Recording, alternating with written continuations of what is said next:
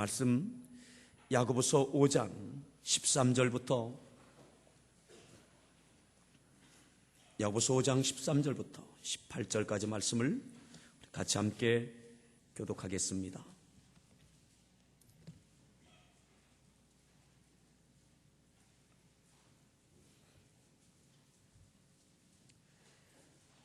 너희 중에 고난당하는 자가 있느냐? 그는 기도할 것이요. 즐거워하는 자가 있느냐? 그는 찬송할지니라.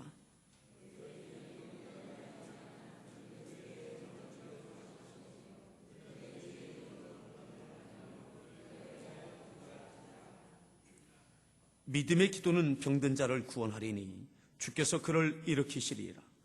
혹시 죄를 범하였을지라도 사하심을 받으리라.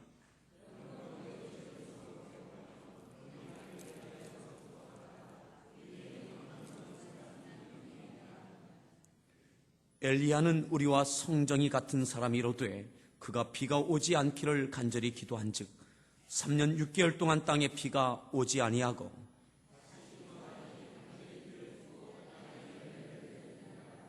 아멘.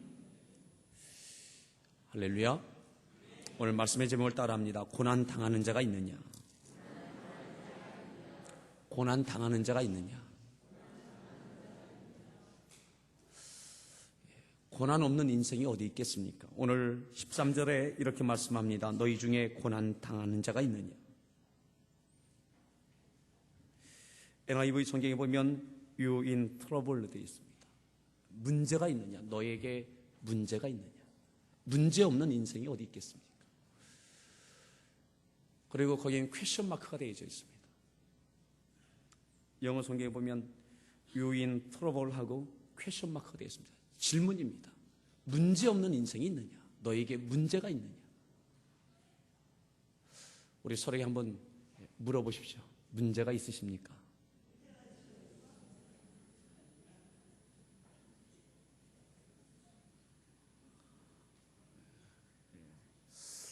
문제가 없다라고 생각하는 분이 정말 심각한 문제입니다.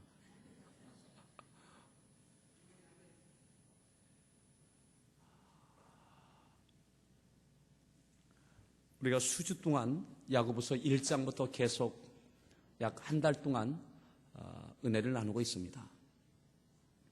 오늘 야고보서의 맨 마지막 장, 결론적인 부분입니다. 결론적인 부분. 스데반 집사의 일로 인하여 초대교회에 핍박이 있었고 그 핍박으로 인하여 흩어졌던 그런 믿음의 형제들, 흩어져서 또한 저들이 믿음으로 살기에 또다시 계속되어지는 여러 가지 시험을 당하고 있는 그들, 여러 가지 시험을 당하거든 그 여러 가지 문제 앞에 어떻게 살아야 될지 주저하지 말고 머뭇거리지 말고 거기서 또한 낙심하지 말고 그럼에도 불구하고 믿음으로 또다시 도전하고 한계를 극복할 것을 계속 말씀하고 있습니다. 그러면서 그 성도들에게 오늘 마지막 결론적인 말씀입니다. 너에게 고난이 있느냐? 그 어려움이 있느냐? 너희 중에 고난당하는 자가 있느냐? 이 말씀은 지금 계속해서 1장부터 나오고 있는 여러 가지 시험을 당하고 있는 그들에 대한 문제에 대한 여러 가지 시험에 대하여 말씀하고 있습니다. 그 여러 종류의 시험은 물질적인 시험도 있고 삶의 지위에 흔들림이 있고 신변의 위협에 대한 것도 있고 자녀 교육 기회의 박탈에 대한 문제도 있고 저들의 삶의 종합적인 문제가 다 있습니다. 그 삶의 문제가 저들의 믿음을 흔들리게 만듭니다. 믿음의 침체를 갖게 만들고 때로는 믿음의 좌절을 맛보게 하고 있습니다. 그때에 오늘 예수님의 친동생이었던 야고보 기자가 하나님께서 당신들의 사정을 다 압니다. 그 정도면 됐습니다. 이것이 아니라 그럼에도 불구하고 그 가운데 그 믿음의 그 한계와 그 삶의 그 위기 가운데 하나님의 말씀을 붙잡고 도전하고 또다시 하나님의 은혜를 구하며 말씀을 따라 순종할 것을 도전하고 있는 거예요. 그리하면서 오늘 그 많은 고난 가운데, 그 많은 문제 가운데 그럼 어떻게 해야 되느냐? 어떻게 해야 되느냐? 어쩌면 1장에 있던 내용과 똑같이 반복되고 있습니다. 결론은 반복입니다. 다시 한번 13절을 다시 한번 읽겠습니다. 읽습니다.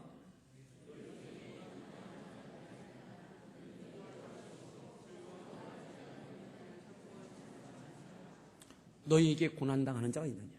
문제가 있느냐? 그러면 뭐 하라고요? 그는 기도할 것이요. 그는 기도할 것이요. 여러분들 기억하십니까? 1장에 보면 여러 가지 시험을 당할 때 너희는 온전히 기쁘게 여기라. 그 믿음의 시련이 너희에게 인내를 만들어내고 인내를 온전히 이루라고. 그 온전히 인내를 이루기 위해서 너에게 부족한 것이 있다면, 지혜가 부족하거든 어떻게 해야 될지 모르면 1장 5절에 이렇게 말씀했죠. 너희 중에 누구든지 지혜가 부족하거든 모든 사람에게 후히 주시고 꾸짖지 아니하시는 하나님께 어떻게 하라? 구하라. 그리하면 주시리라. 구하라. 뭐 하란 말이에요? 기도하라는 이야기죠. 어떻게 해야 될지 모를 때에 하나님께 기도하라는 거예요. 오늘 이 고민되는 현실 가운데 내가 어떻게 해야 될지 모를 때에 지혜를 구하라는 거예요. 하나님의 지혜를 구하라. 그러면 주시리라. 어떻게 해야 될지 깨닫게 해 주실 것이다. 오늘 결론도 마찬가지입니다. 5장 13절에 너희 중에 고난당하는 자가 있느냐? 여전히 어떻게 해야 될지 모르겠느냐? 문제를 어떻게 풀어야 될지 모르겠느냐? 그는 기도할 것이요. 그는 기도할 것이요. 들읍시다. 문제 있을 때 기도하면 된다. 여러분, 문제 있을 때 기도하면 된다는 거예요. 하나님 아버지께서 기도하라는 거예요. 하나님께 기도하라는 거예요. 하나님께서 들으시고 하나님께서 응답하여 주심을 믿기를 바랍니다. 그 문제 앞에 두려워하고 염려하고 좌절하지 말고 그 문제를 가지고 하나님께 나오라는 거예요. 문제를 하나님 앞에 내어놓으라는 거예요. 아멘. 여러분, 그런데 왜 이렇게 우리는 기도하기가 어렵습니까? 문제가 발생하면, 문제가 나에게 있으면 그저 좌절하고 원망하고 때로는 불평하기도 합니다. 오늘 사랑하는 성도들에게 고난당하고 있으면, 문제가 있으면 하나님께 기도하라는 거예요. 우리 서로에게 아버지께 기도하십시오. 여러분, 배가 고프면 뭐 하면 돼요? 먹으면 돼요. 배가 고프면 먹어야 돼요. 근데 먹고 싶다고 그냥 먹을 수 있습니까? 내 아내에게 먹을 것을 달라고 하든지 내 어머니에게 달라고 해야지 지나가다 아무에게나 아무 집에 들어가서 먹을 것을 찾으면 되겠습니까? 우리 아버지 하나님 앞에 기도하면 됩니다. 예, 우리 서로에게 기도하면 됩니다. 그런데 굉장히 쉬운데 이것이 굉장히 어려워요. 굉장히 쉬운데 굉장히 어려워요. 그저 우리들이 동분서주하고 분주하고 초조하고 바쁘고 조급하고 때로는 좌절할 뿐이지, 염려할 뿐이지 하나님 앞에 기도하기를 그저 왜 이리 힘든지요. 오늘 그러기에 고난당하고 있는 삶의 문제를 안고 있는 사랑하는 성도들에게 오늘 또다시 결론입니다. 반복되는 결론. 너희 중에 고난당하는 자가 있느냐? 그는 기도할 것이요. 기도할 것이요. 기도할 것이요.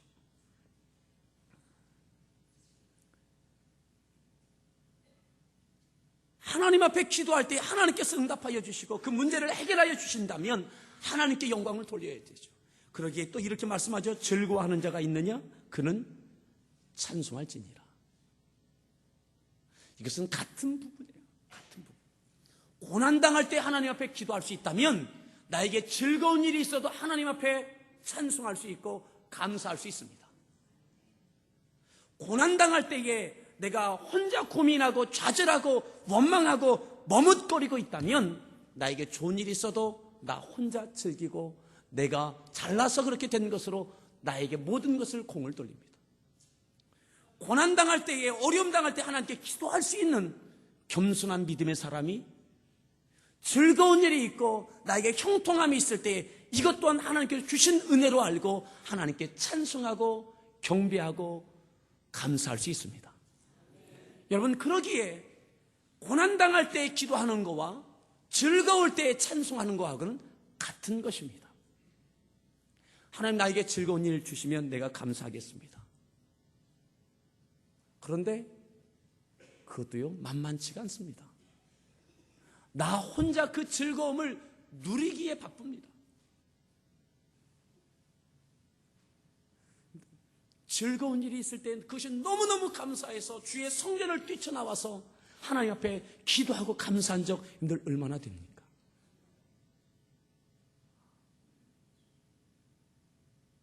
여러분들이 그토록 고대하던 좋은 대학에 입학했을 때에 그것을 가지고 내가 즐거워하고 가족과 즐거워하고 그 기쁨을 나누기에 급급하지, 그 소식을 가지고 내가 그토록 기도했던 성전에 나와서 먼저 하나님 감사합니다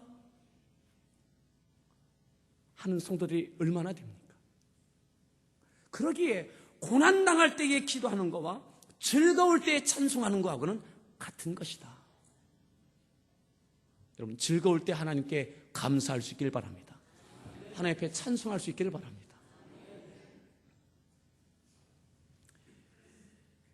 이 고난당할 때에 어떻게 기도해야 되느냐? 14절에 이렇게 말씀합니다. 14절을 읽습니다.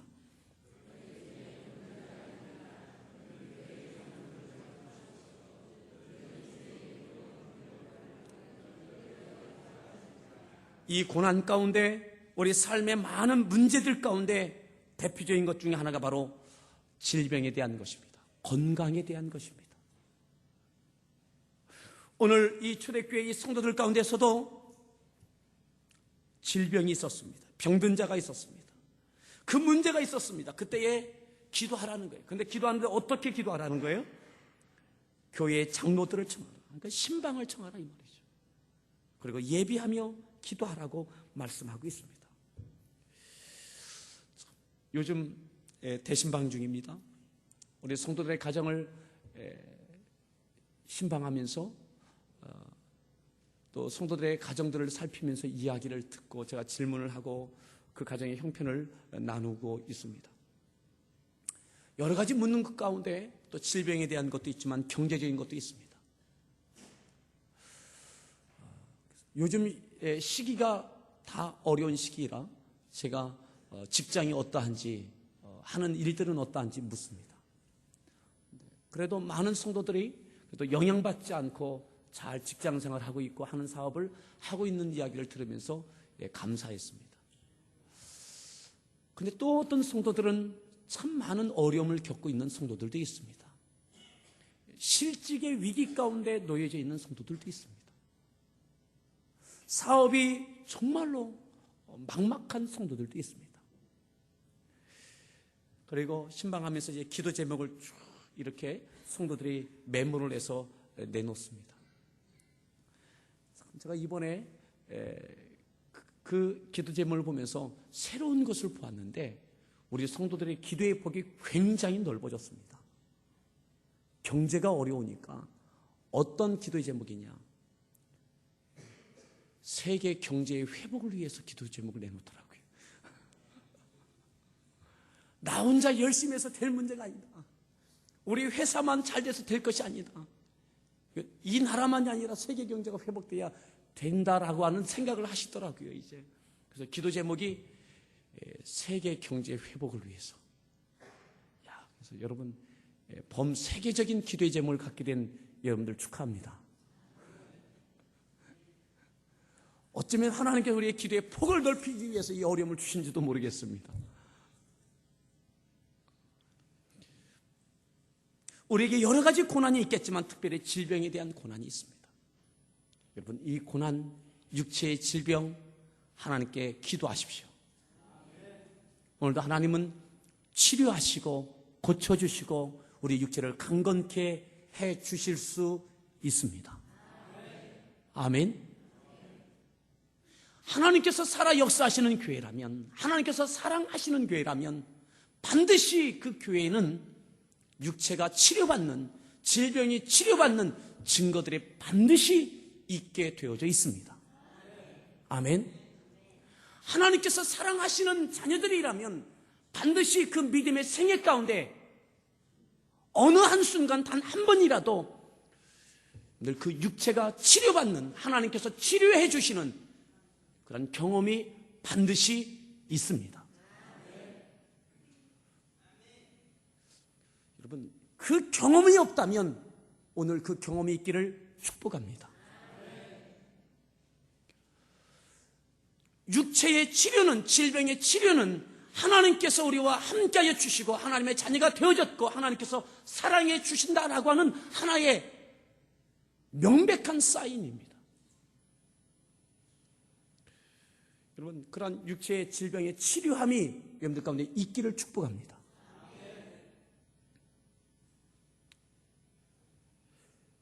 최근에도 우리 교회에는 여러 성도들이 질병이 있지만 또한 치료받는 일들을 경험하고 고백하고 간증하는 이야기를 제가 계속 듣습니다. 신방하면서 듣기도 하고 또한 이러저러한 자리에서 직접 입을 열어서 이야기하는 소리를 듣습니다. 예배를 드리면서 치료받기도 하고 예배 후에 기도받고 치료받기도 하고, 여러분, 하나님께서 함께하여 주시는 교회 또한 그러한 성도들은 반드시 육체가 치료받는 그런 경험이 있게 됩니다. 아멘. 서로에게 물어보십시오. 육체에 질병이 있습니까? 육체에 문제가 있습니까? 한번 물어보십시오.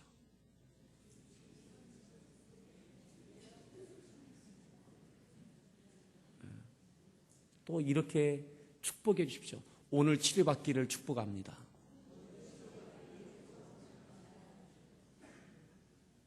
그것이 믿어질 수 있기를 바랍니다. 아멘.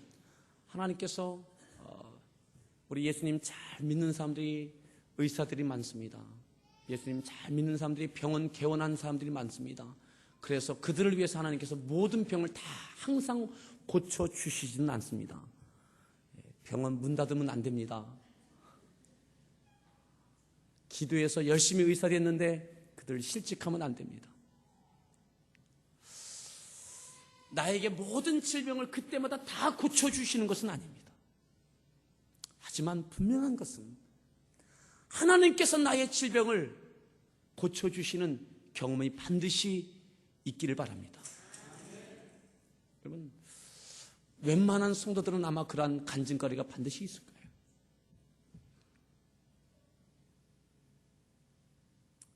내가 육체적인 피곤함이 있을 때, 또한 고통이 있을 때 그 몸을 이끌고 주의 성전을 찾아 예비하며 기도하는 중에 치료받기도 하고, 안수받는 중에 치료받기도 하고, 때로는 손을 대지 않았어도 치료받기도 하고, 하나님께서 여러분들 믿음을 따라 역사하시고 치료하시는 은혜가 있게 되어집니다. 때로는 오늘 이 말씀처럼 교회 장로들을 청할 것이, 이것은 교회 영적 지도자 목회자들 청하라 이 말입니다. 신방을 청하라 이 말입니다. 그리고 그들은 주의 이름으로 어떻게 하며 기름을 바르며 그를 위하여 기도할지니라. 뭘 바르라고요? 기름을 바르며. 이 말은 치료를 계속하라 이 말이죠. 이 당시에는 병든 사람은 기름을 바르는 것이 가장 보편적인 치료 행위였습니다. 우리 넘어지면 후시딘 바르는 것처럼 가장 보편적인 것이 바로 기름을 바르는 것이었습니다. 그런데 잘 보십시오. 주의 이름으로 기름을 바르며, 의사만을 의지하는 것이 아니라, 병원의 치료 행위만은 의지하는 것이 아니라 기도하면서 치료받으라고 말씀하고 있습니다. 주의 이름으로 기름을 바르며 주의 이름으로 기도하면서 약을 드십시오. 기도하면서 여러분들 주사를 맞으십시오. 약을 따라 하나님께서 급속한 치료를 허락해 주시기도 하십니다. 아멘. 또한 병원에 가지 않았을 때도 하나님은 강력한 치료의 역사도 있게 되어집니다.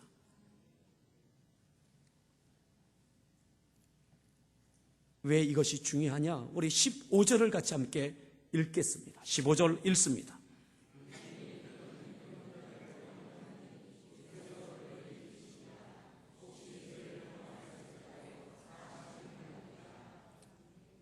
병과 죄는 깊은 관계가 있습니다. 그렇죠? 병과 죄는 깊은 관계가 있습니다. 모든 병이 죄 때문에 오는 것은 아닙니다. 그런데 상당히 많은 경우 죄로 인하여 질병이 오게 되어집니다. 믿음의 기도는 병든 자를 구원하리. 주께서 그를 일으키시리라. 혹시 죄를 범하였을지라도 사하심을 받으리라. 16절, 그러므로 너희 죄를 서로 고백하며 병이 낫기를 위하여 서로 기도하라. 의인의 간구는 역사하는 힘이 큼이니라. 여러분, 기도하는 중에 하나님 앞에 회개하며 기도하는 중에 성령님께서 죄를 지적해 주시면 회개하는 중에 죄가 용서받으면서 질병이 깨끗하게 치료받기도 되어집니다. 아멘. 또한 질병을 가져오는 악한 영들이 떠나가면서 치료받기도 되어집니다.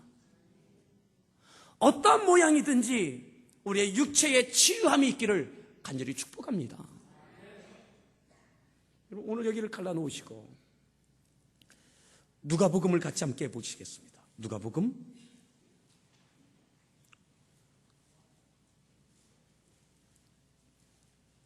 5장입니다. 금요일 저녁에 심야 기도회 때 우리가 나누었던 말씀입니다.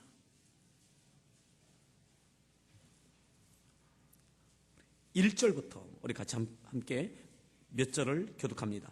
무리가 몰려와서 하나님의 말씀을 들을새 예수는 게네사렛 호숫가에 서서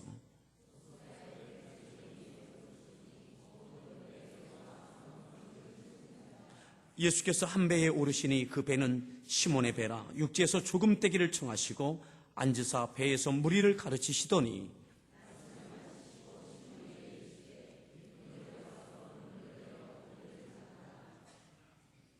시몬이 대답하여 이르되 선생님, 우리들이 밤이 새도록 수고하였으되 잡은 것이 없지만은 말씀에 의지하여 내가 그물을 내리리이다 하고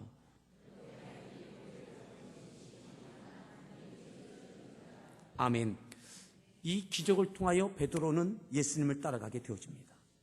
예수님께서 제자들을 부르시는 그 장면 바로 앞에 있는 내용들이 주로 어떤 내용들이냐? 4장에 있는 내용들을 보면 5장에 베드로에게 기적을 행하여 주시면서 그가 예수님을 따라가는 장면이 5장에 기록되어져 있고 4장에는 어떤 내용들이냐면 예수님께서 많은 기적과 이적을 행하시는 장면들입니다. 예수님께서 40일 금식하신 이후에 우리 31절, 4장 31절부터 우리 같이 한번 더 교독하겠습니다. 갈릴리의 가버나움 동네에 내려오사 안식일에 가르치심에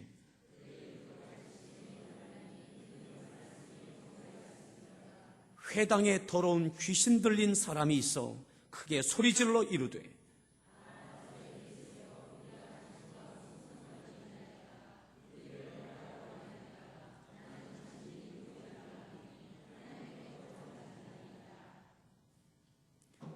예수께서 꾸짖어 이르시되 잠잠하고 그 사람에게서 나오라 하시니 귀신이 그 사람을 무리 중에 넘어뜨리고 나오되 그 사람은 상하지 아니한지라.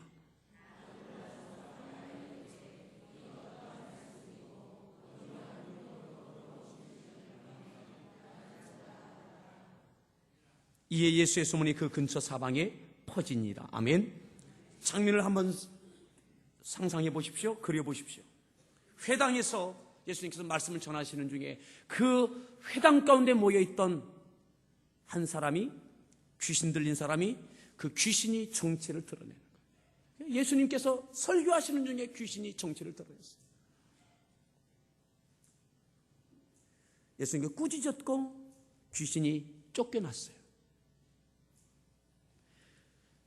사람들이 깜짝 놀랐습니다. 그리고 이 소문이 파다하게 그 근처 사방에 퍼졌습니다.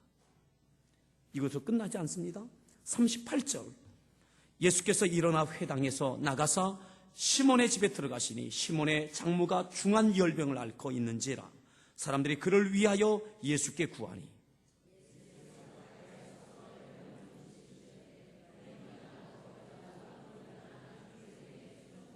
아멘. 예수께서 가까이 서서 열병을 어떻게 하셨어요?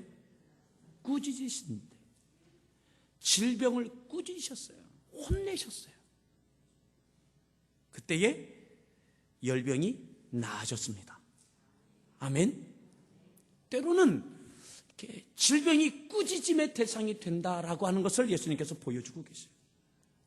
자, 또 봅니다. 이 소문이 또 덮어졌겠죠? 40절 읽습니다.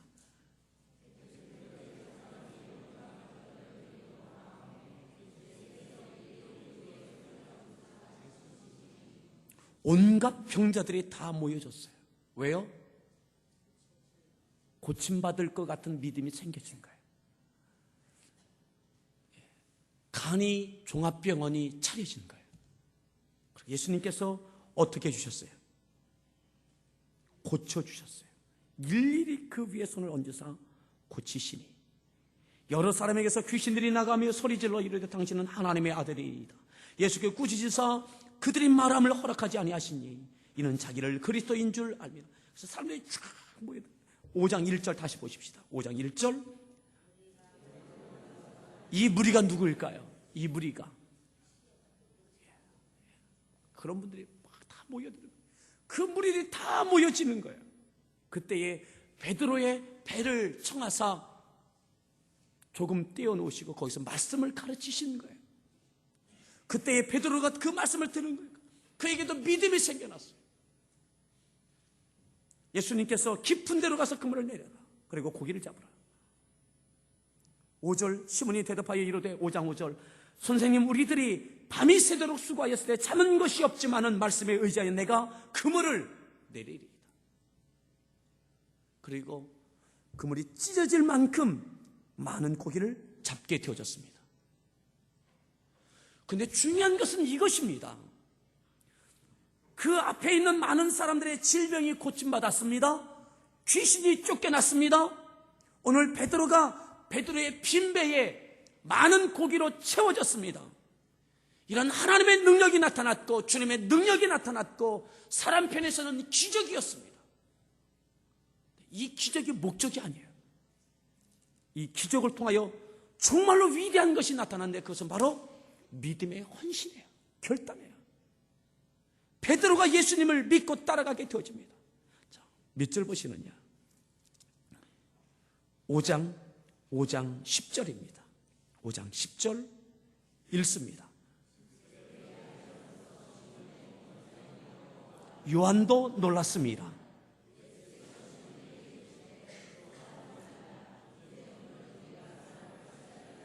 이제 후로는 네가 사람을 취하리라. 취하리라. 이 말은 헬러 원문의 해석을 보면 사로잡으리라. 이렇게 사로잡으리라. 네가 후로는 사람을 잡게 될 것이다. 그런데 그 말씀이 믿어지는 거예요. 그의 빈배에 예수님의 말씀에 의지하여 깊은 데로 가서 그물을 던졌더니 그물이 찢어질 만큼 사람 편에서의 기적을 경험하고 난 다음에 예수님께서 너는 이제 후로는 사람을 취하리라. 그 말씀이 믿어져요. 그래서 어떻게 합니까? 11절 그들이 배들을 육지에 대고 모든 것을 버려두고 예수를 따르니라.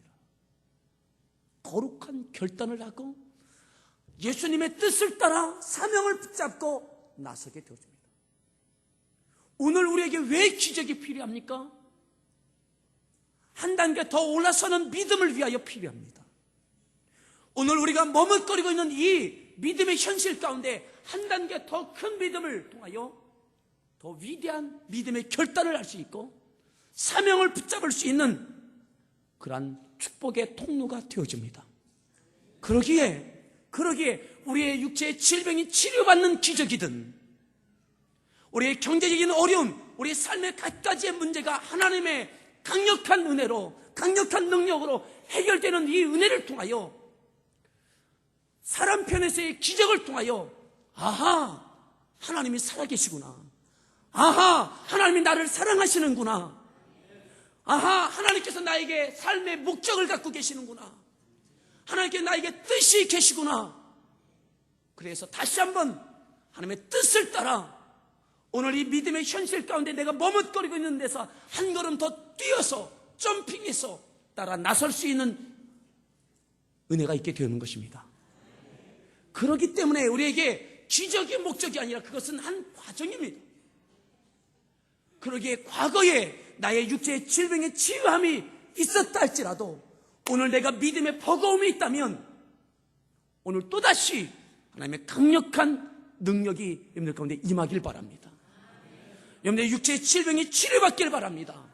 그래서 여러분들 머물러 있는 그 자리에서 한 단계 더 믿음이 성숙되어져서 하나님의 부르심에 그 사명을 붙잡고 거룩한 결단을 할 수 있기를 간절히 축복합니다. 그러기 위해서 오늘도 우리의 육체 가운데 하나님의 치유하심이 있어야 됩니다. 오늘 여러분들의 문제가 있습니까? 고난이 있습니까? 육체 질병의 어려움이 있습니까? 치료함이 있기를 축복합니다. 왜요? 하나님의 고쳐주심을 통하여 하나님을 위하여 하나님의 영광을 위하여 하나님의 역사하심을 따라 우리가 거룩하게 다시 결단할 수 있기 위함이 그러기에 하나님께서 여러분들 가운데 치유하심이 있기를 바랍니다. 서로에게 다시 한번 축복합시다. 하나님의 고침을 받읍시다.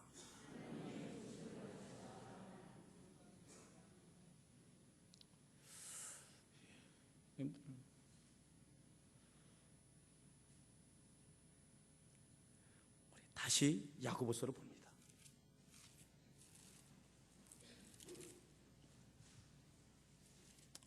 질병에 대해서 그렇게 말씀하셨고 17절에 보면 야고보서 5장 17절에 보면 이렇게 말씀합니다. 오늘 야고보서의 결론적인 부분입니다. 여러 가지 어려움을 당하고 있는 초대교회 성도들에게 17절 읽습니다.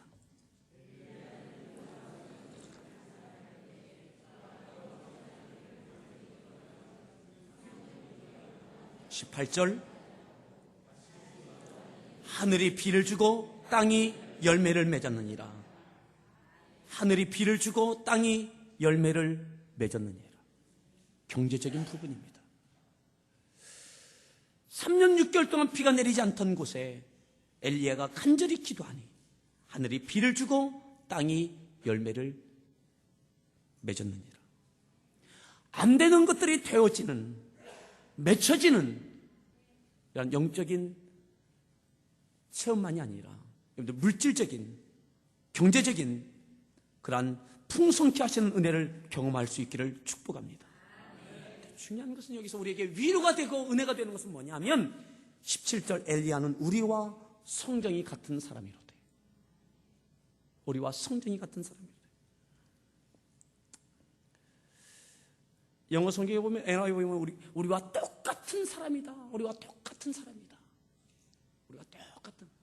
어떻게 똑같은가 우리 몇 군데를 보겠습니다. 열왕기상을 보겠습니다. 열왕기상. 구약성경 열왕기상 17장을 같이 함께 보겠습니다. 우리와 어떻게 똑같은 사람이냐. 11절입니다. 11절.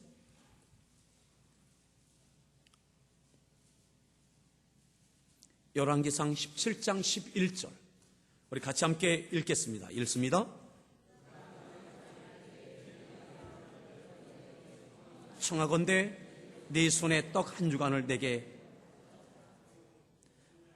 사르밧 과부에게 하는 이야기입니다. 나도 배고픈 인간이다. 나에게 떡을 한 조각 갖다 달라. 우리가 똑같은 사람입니다. 또 한 군데 볼까요? 18장입니다. 18장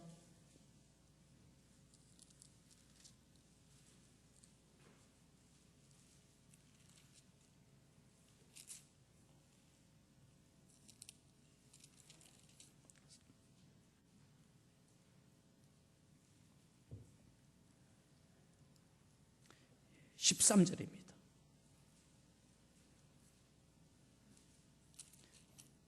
읽습니다.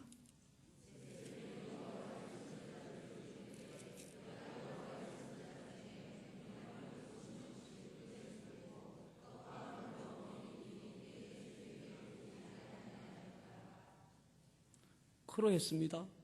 더 한 군데 보십시오. 30절을 보십시오. 30절 읽습니다.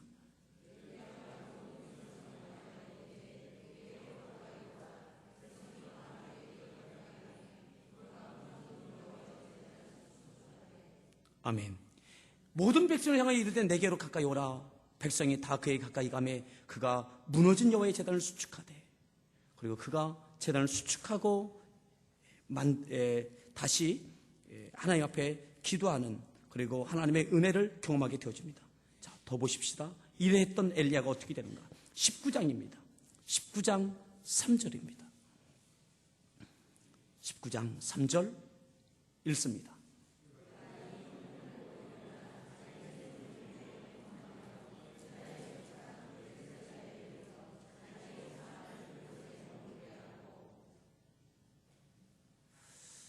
그 믿음의 사람, 능력의 사람이었던 엘리야가 이 형편을 보고 일어나 자기의 생명을 위해 어떻게 해요? 도망해요. 우리가 똑같은 사람이에요. 어떤 문제가 있으면 믿음 있는 것 같다가도 도망가는 연약한 모습이 있는 우리와 성정이 똑같은 사람이에요. 자, 그런데 보십시다. 17장에 다시 17장 1절입니다. 17장 1절. 우리와 성정이 똑같은 사람이로되 그에게 어떠한 일이 있었는가? 1절 읽습니다.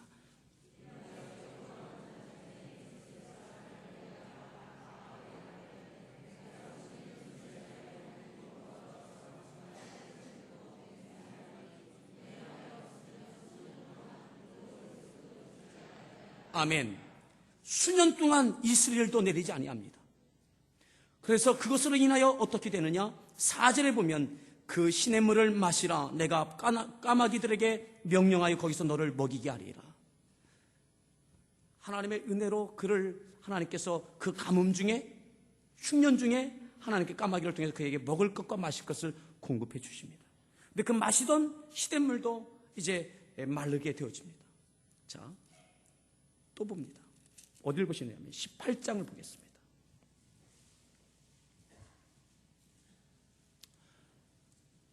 이스라엘 가운데 아합 왕과 이세벨이 바알과 아세라 신들을 섬김으로 하나님께서 엘리야를 통해서 그 땅에, 그 나라에 경제적인 위기를 갖게 되어집니다.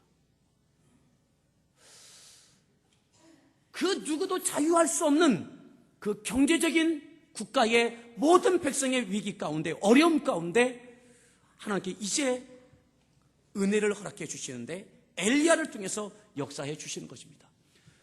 불로써 응답하시는 하나님, 이제 또한 비로써 물로써 응답하시는 하나님을 경험하게 되십니다. 이 모든 것 가운데 엘리야도 똑같은 연약한 인간이었지만 하나님께 믿음으로 기도할 때 하나님께는 이렇게 역사해 주셨습니다. 41절, 18장 41절 읽습니다.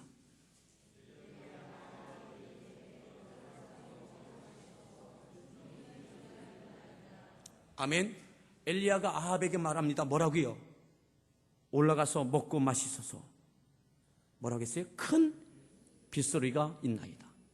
이건 믿음의 선포입니다. 아직 비가 올 가망이 징조가 하나도 보이지 않아요.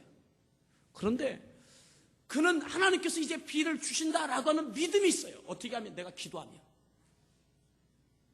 기도할 때에 불이 응답했던 것처럼 내가 이제 기도하면 하나님께서 큰 비를 주심을 믿어지는 거예요. 그래서 왕에게 이야기하는 거예요. 가십시오. 왕궁으로 들어가십시오. 그럼 먹고 편안하게 마십시오. 큰 비가 내릴 것입니다.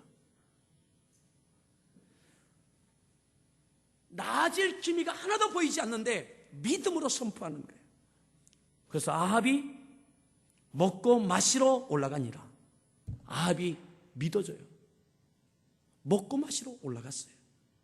엘리야가 갈멜산 꼭대기로 올라가서 땅에 꿇어 엎드려 그의 얼굴을 어떻게 했어요? 무릅쓰니까 간절한 가장 낮아진 모습을 취하는 거예요. 그리고 43절 읽습니다.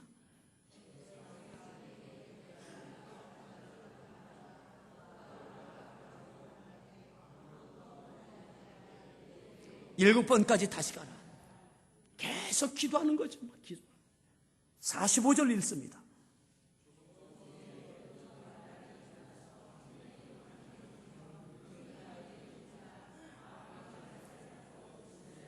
아멘. 마침내 큰 비가 내리게 되어졌습니다.